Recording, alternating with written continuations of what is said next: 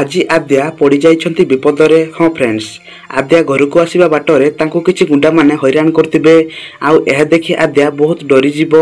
आउ कांदिकी कहिबो, तो माने किए काहेकि मते अटकैछ, मते जीवाकू दियो प्लीज।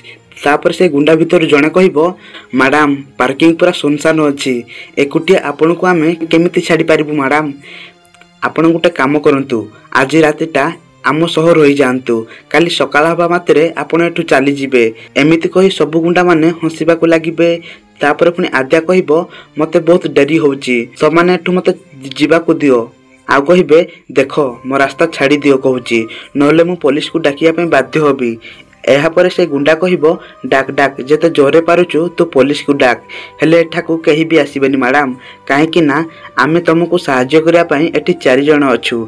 एमिति कही गुंडा माने बहुत हंसिबाकू लागिबे।